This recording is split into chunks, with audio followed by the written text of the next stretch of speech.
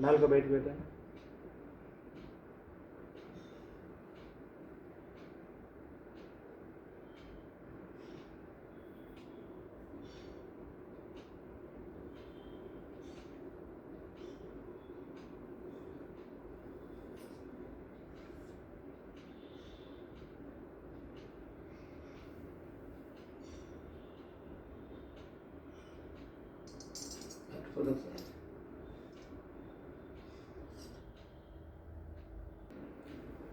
ఇది ఫ్రెండ్స్, ఈ వ్యక్తి ఒక లారీ డ్రైవరు.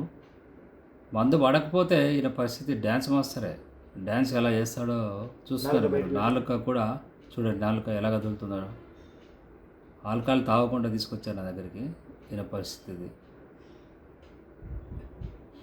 నెక్స్ట్ చేతులు చూడండి, పొద్దున్నే వచ్చారు ఉదయమే ఆల్కహాల్ తాగకుండా.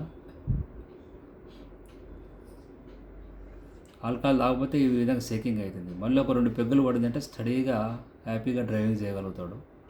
ఇది alcohol withdrawal syndrome. Brain damage జరగడం వల్ల ఈ విధంగా ఉంటుంది. ఇది కంట్రోల్ చేసినప్పుడు ఈ ఆల్కహాల్ వ్యసనం నుంచి దూరం చేయొచ్చు. సో ఇదండి, ఇటువంటి సమస్య ఉన్నప్పుడు ఏమిటంటే వాళ్ళు 24 అవర్స్ డ్రింకింగ్ లేకొచ్చేస్తారు. ఆల్కహాల్ అడిక్షన్లోకి ఆటోమేటిక్గా వెళ్తూ ఉంటారు.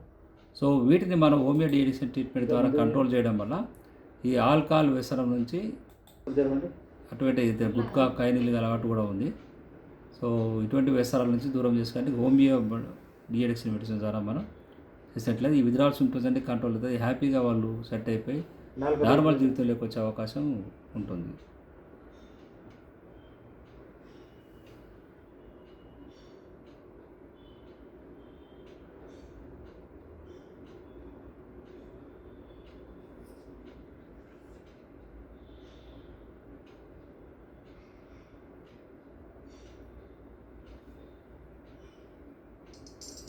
Production.